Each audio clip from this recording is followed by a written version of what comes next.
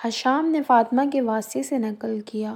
وہ اسما سے روایت کرتی ہیں کہ عائشہ رضی اللہ تعالیٰ عنہما کے پاس آئیں۔ وہ نماز پڑھ رہی تھیں۔ میں نے کہا کہ لوگوں کا کیا حال ہے؟ تو انہوں نے آسمان کی طرف اشارہ کیا، یعنی سورج کو گرہن لگ گیا ہے۔ اتنے میں لوگ نماز کے لیے کھڑے ہو گئے۔ حضرت عائشہ رضی اللہ تعالیٰ عنہما نے کہا، اللہ پاک ہے۔ میں نے کہا، کیا یہ گرہن کوئی خاص نشانی ہے؟ انہوں نے سر سے اشارہ کیا، یعنی ہاں۔ پھر میں بھی نماز کے لیے کھڑی ہو گئی، حتیٰ کہ مجھے غش آنے لگا تو میں اپنے سر پر پانی ڈالنے لگی۔ پھر نماز کے بعد رسول اللہ صلی اللہ علیہ وسلم نے اللہ تعالیٰ کی تعریف اور اس کی صفت بیان فرمائی۔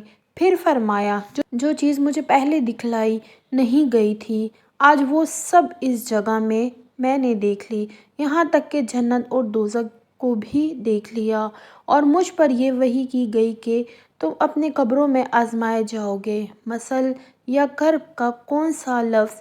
حضرت اسما نے فرمایا، میں نہیں جانتی۔ فاطمہ کہتی ہیں، یعنی فتنہ دجال کی طرح آزمائے جاؤ گے۔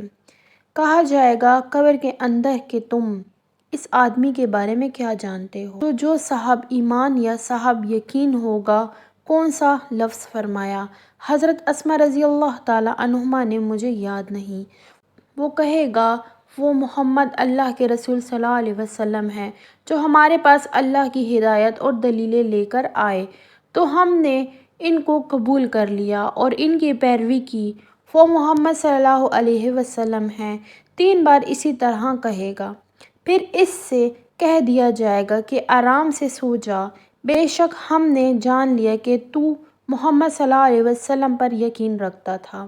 اور بہرحال منافق یا شکی آدمی، میں نہیں جانتی کہ ان میں سے کون سا لفظ حضرت اسما رضی اللہ تعالیٰ عنہما نے کہا۔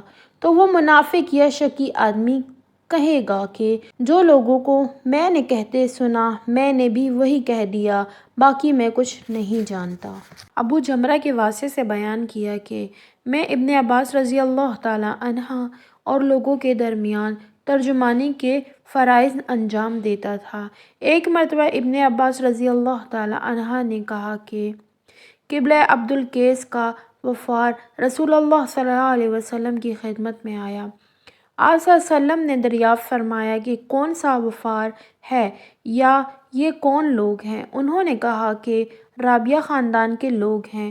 آپ صلی اللہ علیہ وسلم نے فرمایا کہ مبارک ہو قوم کو آنا، یا مبارک ہو اس وفر کو جو کبھی نہ رسوا ہو نہ شرمندہ ہو۔ اس کے بعد انہوں نے عرض کیا کہ ہم ایک دور دراز کونے سے آپ صلی اللہ علیہ وسلم کے پاس آئے ہیں، اور ہمارے اور آپ کے درمیان کفار مضر کا یہ قبیلہ پڑتا ہے۔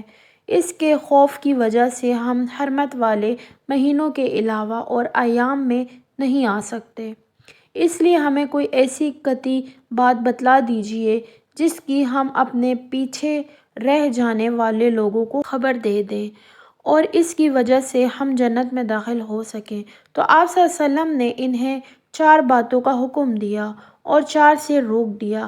اول انہیں حکم دیا کہ ایک اللہ پر ایمان لائیں۔ پھر فرمایا، کیا تم جانتے ہو کہ ایک اللہ پر ایمان لانے کا کیا مطلب ہے؟ انہوں نے عرض کیا، اللہ اور اس کا رسول زیادہ جانتے ہیں۔ آپ صلی اللہ علیہ وسلم نے فرمایا، ایک اللہ پر ایمان لانے کا مطلب یہ ہے کہ اس بات کا اقرار کرنا کہ اللہ کے سوا کوئی معبود نہیں، اور یہ کہ محمد صلی اللہ علیہ وسلم اللہ کے سچے رسول ہیں، اور نماز قائم کرنا، زکوٰۃ ادا کرنا اور ماہ رمضان کے روزے رکھنا، اور یہ کہ تم مال غنیمت سے 5واں حصہ ادا کرو، اور 4 چیزوں سے منع فرمایا، دبا، حنطم اور مصفت کے استعمال سے۔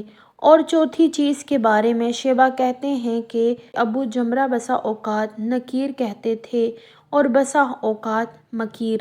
اس کے بعد رسول اللہ صلی اللہ علیہ وسلم نے فرمایا کہ ان باتوں کو یاد رکھو اور اپنے پیچھے رہ جانے والوں کو بھی ان کی خبر کر دو۔ عقبہ ابن الحارث کے واسطے سے نقل کیا کہ عقبہ نے ابو احاب بن عزیز کی لڑکی سے نکاح کیا، تو ان کے پاس ایک عورت آئی اور کہنے لگی کہ میں نے عقبہ کو اور جس سے اس کا نکاح ہوا ہے اس کو دودھ پلایا ہے، نہ تو نے کبھی مجھے بتایا ہے یہ سن کر عقبہ نے کہا مجھے نہیں معلوم کہ تو نے مجھے دودھ پلایا ہے اور نہ تو نے کبھی مجھے بتایا ہے۔ تب عقبہ سوار ہو کر رسول اللہ صلی اللہ علیہ وسلم کی خدمت میں مدینہ منورہ حاضر ہوئے اور آپ سے اس کے متعلق دریافت کیا تو آپ صلی اللہ علیہ وسلم نے فرمایا کس طرح تم اس لڑکی سے رشتہ رکھو گے حالانکہ اس کے متعلق یہ کہا گیا۔ تب عقبہ بن حارث نے اس لڑکی کو چھوڑ دیا اور اس نے دوسرا خاوند کر لیا۔ حضرت عمر رضی اللہ تعالیٰ عنہ سے روایت کرتے ہیں کہ میں اور میرا ایک انصاری پڑوسی دونوں اطراف مدینہ کے ایک گاؤں بنی امیہ بن زید میں رہتے تھے جو مدینہ کے یورپ کی طرف بلند گاؤں میں سے ہے۔